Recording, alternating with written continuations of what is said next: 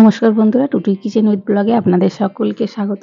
আবারও একটা নতুন রেসিপি আপনাদের সঙ্গে শেয়ার করছি। তো আপনারা প্রথম থেকে বন্ধুরা শেষ পর্যন্ত রেসিপিটা দেখবেন। আশা করছি আজকের রেসিপিটা আপনাদের খুব ভালো লাগবে। তো বন্ধুরা, প্রথমে তো আমি কড়াই সরষের তেল দিয়ে দিয়েছি। দিয়ে তেলটা দেখুন বন্ধুরা খুব ভালো করে গরম করে নিয়ে আর কড়ার চারিদিকে একটু লাগিয়ে দিচ্ছি। তাতে করে কি হবে, মাছগুলো ভাজার সময় কিন্তু মাছগুলো গায়েতে লেগে যাবে না। তো বন্ধুরা, আমি এখানে বাটা মাছ নিয়েছি, একদম ভালো টাটকা বাটা মাছ। বাটা মাছগুলো খুব ভালো করে কেটে ধুয়ে নিয়ে তারপরে লবণ আর হলুদ গুঁড়ো মাখিয়ে নিয়েছি। নিয়ে আমি এক এক করে তেলের মধ্যে ছেড়ে দিচ্ছি। এইভাবে আমি বাটা মাছগুলো কিন্তু তেলের মধ্যে দিয়ে বেশ অল্প আঁচে উল্টে পাল্টে ভেজে নেব।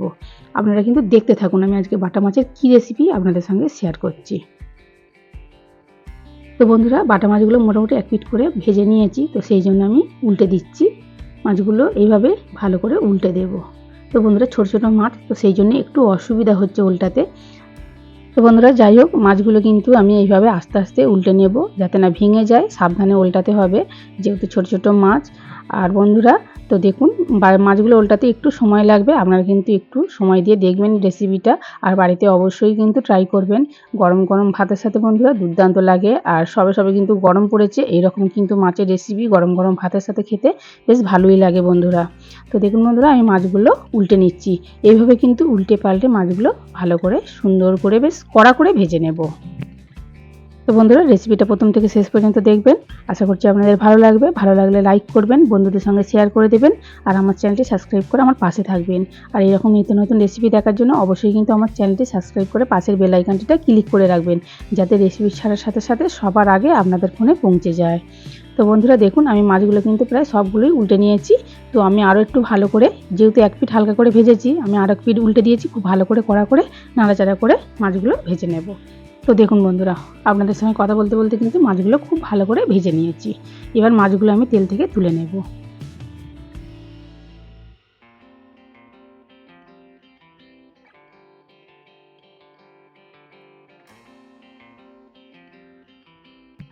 তো বন্ধুরা, মাছগুলো সব আমি তেল থেকে তুলে নিয়েছি। আর কড়াইয়ে অল্প পরিমাণ তেল আছে, তো সেই জন্য আমি আরেকটু অল্প করে দিয়েছি তেলটা। তো বেশি তেল দিয়ে বন্ধুরা আমি রান্নাটা করব না, একদম হালকা পাতলা ঝোল আপনাদের সঙ্গে আমি শেয়ার করছি। আপনারা কিন্তু অবশ্যই রেসিপিটা বাড়িতে ট্রাই করবেন। গরম গরম ভাতের সাথে অসাধারণ লাগে বন্ধুরা, আমি আগেও বলেছি আপনাদের, তো এখনও বলছি। তো দেখুন বন্ধুরা, আমি কিন্তু ডাঁটা, ওলকপি আর আলু নিয়ে নিয়েছি। তো এইগুলো আমি একসাথে তেলের মধ্যে দিয়ে আমি হালকা করে শুধু নাড়াচাড়া করে একটু ভেজে নেব। বেশি লাল করে ভাজবো না, শুধু তেলের মধ্যে দিয়ে হালকা করে একটু ভেজে নেব। তো বন্ধুরা দেখুন, আমি হালকা করে কিন্তু নাড়াচাড়া করে ভেজে নিয়েছি। এবার আমি দিয়ে দিচ্ছি আদা জিরে একসাথে বেটে রেখেছি, তো সেই মশলাটাই দিয়ে দিচ্ছি। দিয়ে এবার মশলাটা কিন্তু ভালো করে একটু ভেজে নেব এই সবজিগুলোর সাথে। যেহেতু আদা জিরে কাঁচা গন্ধ থাকে একটা মশলার, তো সেই জন্য একটু নাড়াচাড়া করে অল্প আঁচে ভেজে নিলে গন্ধটা চলে যাবে। তাতে করে কিন্তু খেতেও বেশ ভালো লাগবে।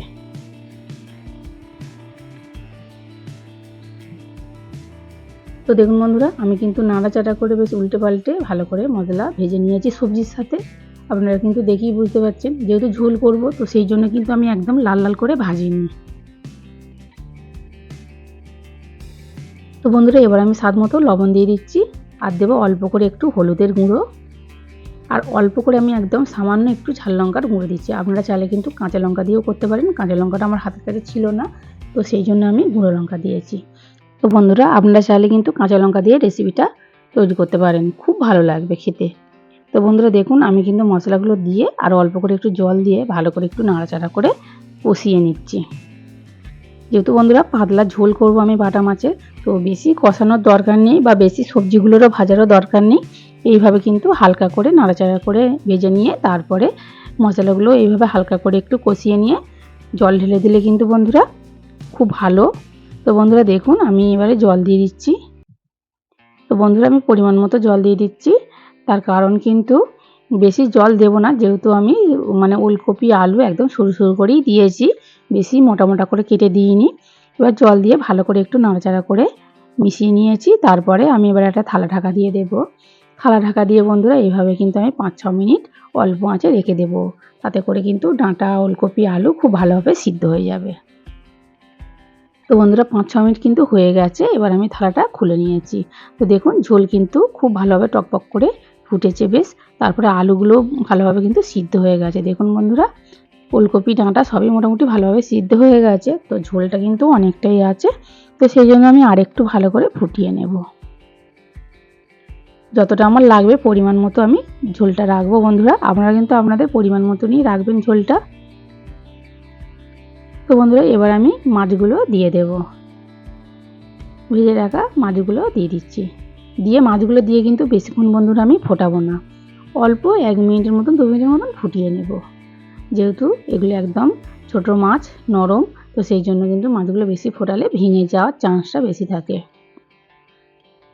তো দেখুন বন্ধুরা আমি মাছগুলো দিয়ে খুব ভালো করে মিশিয়ে নিয়েছি ঝোলের সাথে, আর 1 মিনিটের মতন আমি ফুটিয়ে নেব।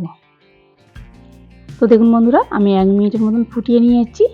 তো এবার একটু হালকা হাতে নাড়াচাড়া করে নিচ্ছি।